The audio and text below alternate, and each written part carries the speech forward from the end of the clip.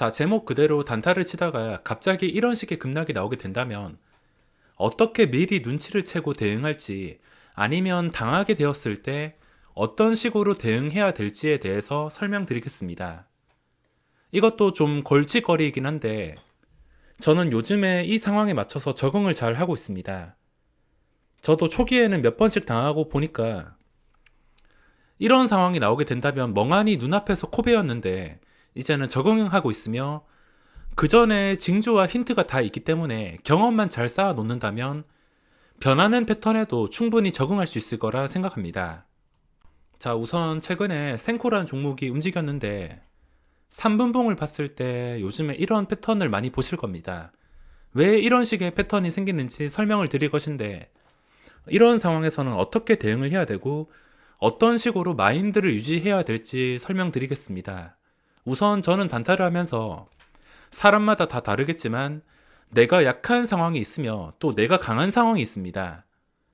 어쩔 수 없이 손실을 피하지 못하는 상황이 있다는 것인데 이거를 최대한 받아들이려 합니다. 제가 모든 매매를 성공시키는 것은 불가능하기 때문에 피할 수 없는 손실은 그대로 맞지만 그 손실을 최소화시키거나 최대한 피하려고 노력을 해야 됩니다. 피하려고 노력을 하면서 조심스럽게 매매한다면 리스크에서 벗어날 수 있으며, 징조가 다 있기 때문에 이걸 알고 계신다면은 분명히 도움이 되실 겁니다. 마인드부터 설명을 드리자면, 내가 이런 상황에서 당해서 만약에 500만 원을 잃었다면 이 잃어버린 500만 원을 어쩔 수 없다 생각하고 다른 매매를 통해서 메꿔야 된다 생각합니다. 단타를 하다가 보면 정말 욕이 나올 정도로 지독한 상황은 이거 말고도 앞으로도 계속 겪을 수밖에 없는데, 여기에 휘둘려 가지고 그 다음 매매를 충동적으로 진행하거나 원칙을 깨버리게 된다면 여기서 500만 원을 실패한 다음에 그 다음에 더 큰 손실을 볼 수 있으므로 기본적으로 내동매매는 하지 말아야 되며, 멘탈 잡기 힘들다면 크게 실패한 다음에 매매 금액을 일시적으로 줄여봐야 됩니다. 제가 한 달 단위로 수익을 볼 때 예를 들어서 누적 수익이 500, 1000, 1500 이런 식으로 올라간다고 가정했을 때, 올라가다가 가끔씩 이런 종목을 만나게 된다면 미끌릴 때가 있습니다. 자주는 아니지만 정말 가끔씩 만나서 수익을 내줘야 될 때가 있습니다. 만약에 여기서 500만원 까먹으면 바로 1500만원이 남습니다. 1500만원이 남는다면 여기서 내동매매나 그 다음 매매를 이상하게 하는 게 아닌 이상은 이 수익금을 살리고 나서 시간이 지났을 때 그냥 내가 할 것 하다 보면은 알아서 수익이 쌓이게 되어 있습니다. 가장 중요한 것은 여기서 손실을 본 다음에 그 다음 대응이 정말 중요한데, 당연히 내동매매는 하지 말아야 되며, 손실이 났다 하더라도 이 손실을 금방 복구할 생각보다는 그냥 시장에 모든 것을 맡겨야 됩니다. 내가 원래 매매하던 방식이 맞다면 한번 미끌린다 하더라도 시장에서 기회는 계속 올 것이기 때문에, 가끔씩 찾아오는 이런 지독한 패턴에서 손실이 났다면 받아들이는 수밖에 없습니다. 이거를 억지로 이겨내려 했다가 이 남은 1500에서 1000, 500, 그리고 0원, 마이너스 이렇게 내려가는 것은 순식간입니다. 저도 누적 수익이 커지긴 했지만 이 누적 수익 제가 미친 척 하고서 전부 다 미수 몰빵하고서 내동매매를 하게 된다면 지금 쌓아온 누적 수익금 한 달도 안 되는 시간에 전부 다 날릴 수 있습니다. 그러니까 중간에 발생하는 손실은 받아들이는 게 좋습니다. 자, 그럼 이런 상황이 왜 발생하고 어떤 징조가 있는지에 대해서 설명드리자면, 이런 급락이 생기기 전에 징조가 다 있습니다. 제가 뽑아놓은 5가지가 있는데, 첫 번째로 뜬금없이 시간의 거래에서 올린 것. 일단 정규 시장에서 올라가지 않고 시간의 거래에서 작정하고 올렸다면 그 종목이 그 다음날에 급등할 수야 있긴 있지만, 그래도 장 초반에 좀 신중하게 접근을 해야 됩니다. 장 초반 시작하고 나서 이런 식으로 주가가 잘 빠지지 않고 올라가는지. 센코가 시간의 거래에서 어떻게 올랐냐면 보시다시피 6%나 올랐습니다. 최근에 알체라랑 비슷하다 보시면 되는데 시간의 거래에서 이렇게 뜬금없이 올랐습니다. 그리고 여기 5번째 보시면 험해수, 시간의 거래 뜬금없이 올랐는데 험해수까지 들어왔습니다. 보시면은 29,100원에 2만주, 밑에 2만주, 이거는 무조건 100% 험해수입니다. 주가가 진짜 오를 거면은 쥐도 새도 모르게 오르던가 정규 시장에서 갑자기 튀어 오르지, 시간의 거래에서 이렇게 티나게 험해수까지 넣으면서 올려버릴 이유가 없습니다. 일단 두 가지를 의심을 해야 되며, 그리고 두 번째가 시원하게 올라가지 못할 때, 주가가 이렇게 반응이 나왔고 그 전 고점을 뚫었다면 최근에 셀리버리처럼 시원하게 올라가야지 정상입니다. 셀리버리 같이 시원하게 올라가야지 정상인데 시원하게 올라가지 못한다면은 일단은 의심부터 해봐야 됩니다.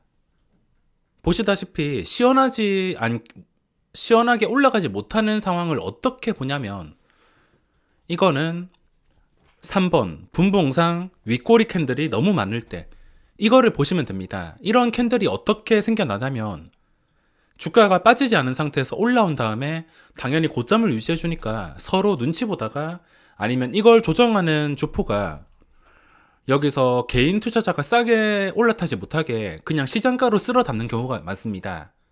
이런 경우는 시장가로 한 번만 주문 넣어서 특정 주포가 쓸어 담는 경우가 있는데, 그걸 보고서 그냥 시장가에 따라 들어갔다가 그대로 고점에 물릴 수 있습니다. 시장가로 들어온 다음에 매수 바로 끊어버리기 때문에 이렇게 다시 밀리게 되며, 또 나중에도 계속 반복되면서 결국에는 이런 식으로 분봉상 윗꼬리 캔들이 많이 생긴다는 겁니다. 캔들이 정말 중요한 이유가 그전 캔들만 보더라도 주포의 특성을 알 수 있는데, 주포가 이런 식으로 윗꼬리를 계속 달았다면 언제라도 폭탄을 투하할 준비가 되어 있다는 뜻이라 생각하시면 되겠습니다.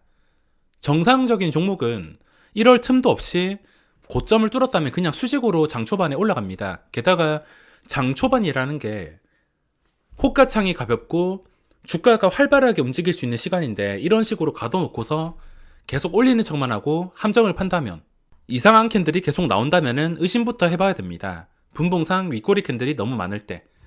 그리고 네 번째가 특정 호가에 매물이 크게 쌓여 있는데 그걸 억지로 뚫어줄 때, 이런 상황에 대해서도 조심하셔야 되는데, 어떤 종목이 있을 때 예를 들어서 생코란 종목이 저기 위에 26,700원에 다른 호가는 1000주에서 2000주 쌓여 있는데 이 호가에만 갑자기 뜬금없이 4만 주가 쌓여 있다.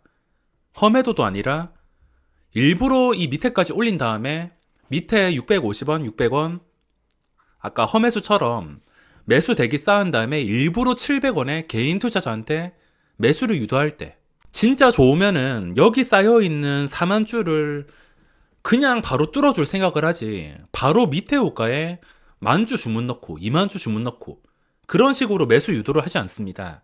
진짜 좋으면은 그럴 틈도 없이 그냥 쓸어 담습니다. 특정 호가에 물량이 좀 심할 정도로 많이 쌓여 있다면 그 종목은 조심하시는 게 맞습니다. 그리고 험해수까지. 저도 이런 상황을 예전에는 거의 피하지 못하고서 맞아서 그냥 다른 종목에서 수익을 보면서 손실을 메꾸자라 생각을 했는데, 요즘에는 이런 징조가 나오게 된다면 여기에 맞춰서 피하는 편입니다. 제가 가장 많이 이용하는 방법이 험해수나 시간의 거래. 일단 험해수가 나왔다 하면은 정상으로 생각하시면 안 됩니다. 험해수가 나오는 목적이 있기 때문에, 시간의 거래에서 대부분의 분들이 체크를 못 하시겠지만 혹시나 시간의 거래에서 계속 넣었다 뺐다를 반복하게 된다면 분명히 그 목적은 불건전한 목적이기 때문에 주의를 하셔야 됩니다. 제가 많이 참고하는 게 시원하게 올라가지 못할 때, 이것도 호가창에 대한 경험이 있다면 이 종목이 가야 될 자리인데 계속 이상하게 움직이면서 시원하게 올라가지 못하는 것을 알 수 있을 것입니다. 시원하게 올라가지 못하면서 계속해서 이런 윗꼬리 캔들을 만들 때, 저는 이런 경우가 나왔을 때는 요즘에 무조건 피하고 있습니다. 아예 초기에 잡아서 단타로 수익을 낸 게 아닌 이상 이런 상황이 나오게 된다면 아무리 고점 돌파해준다 하더라도 고점에 무리해서 따라 들어가지 않습니다. 피하는 방법은 내가 상승 초기에 이런 구간에서 못 잡았다면 고점에 따라 들어가지 않는 게 중요합니다. 제가 그냥 고점 돌파 매매만 하는 사람처럼 보일 수 있겠지만 함정이 많은 주식시장 무조건 고점 돌파 매매를 하진 않습니다.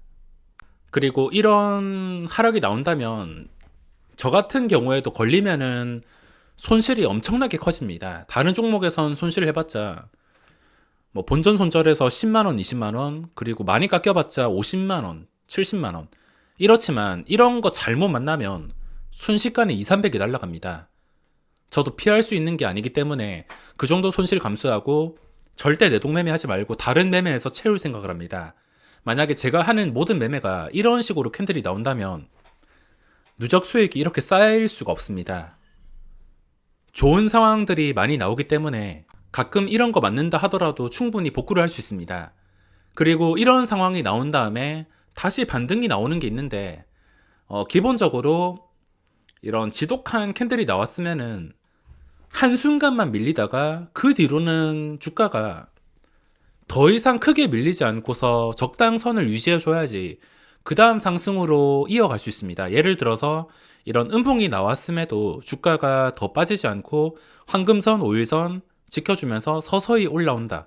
한 계단씩 서서히 올라온다. 그러면 그 다음에 기회가 생길 수가 있습니다. 물론 이 종목의 주포가 마음에 들지 않는다면 다시는 들어가지 않는 방법도 있지만 그 뒤에 상승 유무를 판단하는 것은 기본적으로 거래량, 이동평균선만 알고 있다면 이 종목의 흐름에 대해서 조금 더 쉽게 이해하실 수 있을 것입니다. 셀리버리라는 종목도 만만치가 않았습니다. 이게 상한가 처음 가던 날에 만만치가 않았습니다. 보시다시피 올라가는 척 하다가 그냥 수직으로 떨궜습니다. 근데 이 하락이 제한적인 하락이며 그 뒤부터는 주가가 잘 떨어지지 않는 것을 볼 수 있습니다. 떨어지지 않으면서 이동평균선 위에서 거래가 된다. 그리고 회복해서 지독한 패턴이 한 번 더 있었습니다. 여기서는 어쩔 수 없이 당한다 치지만 나중에 시간이 지나서 이 고점들을 전부 다 돌파해가지고 양봉으로 마감한다면 그 뒤부터는 무조건 올라가야 될 자리가 됩니다. 그 무조건 올라가야 될 자리에서 험매수 나오거나 이상한 낌새를 차린다면 당연히 바로 도망가야 되며, 만약에 이때와 다르게 변동성이 조금 증가하면서 주가가 쉽게 올라가지 못하는 게 아니라 정말 쉽게 올라간다. 그 뒤부터는 잠깐 쉬어가는 구간에서 매매를 하더라도 충분히 수익을 낼 수 있습니다. 어쨌든 간에 이 지독한 캔들을 전부 다 회복하고서 올라왔다는 것 자체가 호재이기 때문에 지독한 음봉이 뜬 뒤에 매매를 하고 싶다면 이 자리를 확실하게 뚫어주는지부터 봐야 됩니다. 머뭇거리지 말고 이상한 캔들 뜨지 말고 그냥 확실하게 뚫어줘야 됩니다. 셀리버리랑 이 센코랑 다른 점이 있다면 일시적 하락이 나온 다음에 그 뒤에 이동평균선, 이 이동평균선이 모든 것을 말해주고 있습니다. 자, 보시다시피 이동평균선을 계속 지켜주지 못하면서 여기서 힘이 완전히 빠져버렸습니다. 그 뒤에 한 번을 회복해 주었을 때 꾸준히 유지를 하면서 이렇게 계단식으로 올라간다면은 그때부터 다시 매매를 했겠지만, 보시다시피 그림 자체가 틀립니다. 셀리버리 급등 초기랑 센코 이날 차트를 보시면 확실하게 차이점을 느낄 수가 있습니다. 빠져봤자 적당히 빠지고 이동평균선을 지켜주었습니다. 요즘에 이런 패턴이 최근에 알체라 여기서도 나왔습니다. 시간의 거래 작정하고 올린 다음에 그 다음날 갭상승 띄워서 6% 그리고 12%까지 올랐다가 좀 안 좋은 캔들로 마감했습니다.